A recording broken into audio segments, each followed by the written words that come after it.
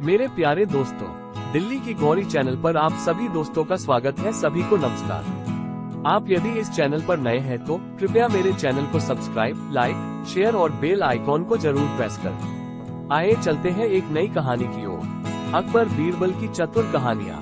अकबर बीरबल की चतुर कहानी हिंदी में जहाँ पर भी चतुराई, हाजिर जवाबी और बुद्धिमत्ता की बात आती है तो बीरबल का नाम जरूर लिया जाता है। बादशाह अकबर और बीरबल की जुगलबंदी के किस्से सभी जगह फैले हुए हैं। बादशाह अकबर के नवरत्नों में बीरबल को सबसे अनमोल रत्न के रूप में ख्याति प्राप्त है। अकबर और बीरबल की चतुर कहानियाँ। अकबर बीरबल की कहानी चतुर हिंदी में बहुत ही प्रसिद्ध है, जो हर किसी को बुदबुदाने के साथ ही बहुत बड़ी सीख दे जाती है। अकबर बीरबल की कहानियाँ हर किसी के लिए प्रेरणादायक है। बादशाह अकबर के दरबार में कई बार ऐसे पेचीदा मामलों को बीरबल ने अपनी बुद्धिमत्ता और चतुराई के कारण बहुत ही आसानी से सुलझाया। इनके साथ ही बीरबल ने बादशाह अकबर के द्वारा दी गई सभी चुनौतियों को सम्मान के साथ स्वीकार करके उनका हल भी आसानी से किया है। अकबर बीरबल की चतुर कहानियाँ। अकबर बीरबल की चतुर कहानी हिंदी में भले ही बहुत पुराने समय की हो, लेकिन फिर भी ये वर्तमान समय में अपना महत्व कायम रख रही है। आप अकबर और बीरबल की कहानियों से अपने बच्चों को मानसिक रूप से मजबूत कर सकते हैं और साथ में ये भी सिखा सकते हैं कि किस प्रकार किसी भी समस्या का हल दिमाग का प्रयोग करके बहुत ही शांतिपूर्ण तरीके से किया जा सकता है। आइए जानते हैं अकबर बीरबल की चतुर कहानियाँ। अकबर का साला हमेशा से ही बीरबल की जगह लेना चाहता था। अकबर जानते थे कि बीरबल की जगह ले सके ऐसा बुद्धिमान इस संसार में कोई नहीं है। फिर भी जोरू के भाई को वो सीधी ना नहीं बोल सकते थे। ऐसा करके वो अपनी लाडली बेगम की बेरुखी मोल नहीं लेना चाहते थे। इसीलिए उन्होंने अपने साले साहब को एक कोयले से भरी बोरी दे दी और कहा कि जाओ और इसे हमारे राज्य के सबसे मक्कार और लालची सेठ गमरीलाल को बेचकर दिखाओ। अगर तुम ये काम कर गए तो तुम्हें बीरबल की जगह वजीर बना दूंगा। अकबर की इस अजीब शर्त को सुनकर साला अचंभे में पड़ गया। वो कोयले की बोरी लेकर चला तो गया, पर उसे पता था कि वो सेठ किसी की बातों में नहीं आने वाला, ऊपर से वो उल्टा उसे ही चूना लगा देगा। हुआ भी यही। सेठ गमरीलाल ने कोयले की बोरी के बदले एक ढेला भी देने से इनकार कर दिया। साला अपना सा मुंह लेकर महल वापस लौट आया और अपनी हार स्वीकार कर ली। अब अकबर ने वही काम बीरबल को करने को कहा।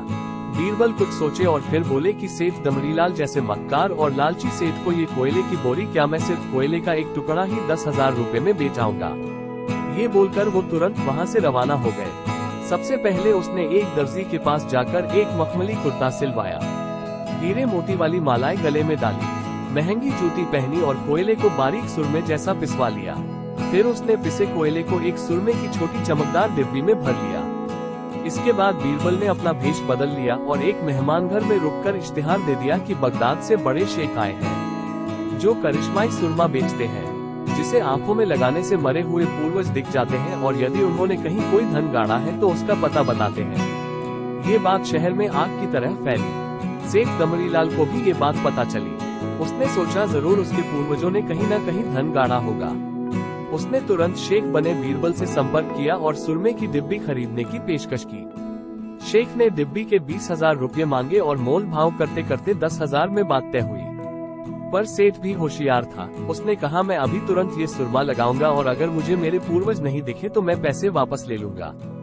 बीरबल बोला, बिल्कुल आप ऐसा कर सकते हैं। चलिए शहर के चौराहे पर चलिए और वहाँ इसे जांच लीजिए।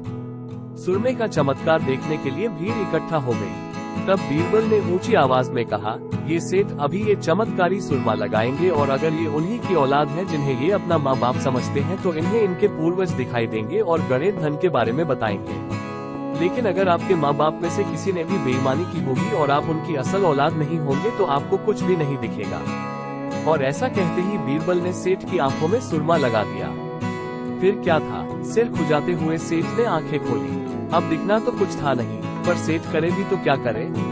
अपनी इज्जत बचाने के लिए सेठ ने 10,000 बीरबल के हाथ थमा दिए और मुंह फुलाते हुए आगे बढ़ गए। बीरबल फौरन अकबर के पास पहुँचे और रुपये थमाते हुए सारी कहानी सुना दी। अकबर का साला बिना कुछ कहे अपने घर लौट गया और अकबर बीरबल एक दूसरे को देखकर मन मन मुस्काने लगे। इस किस्से के बाद फिर कभी अकबर के साले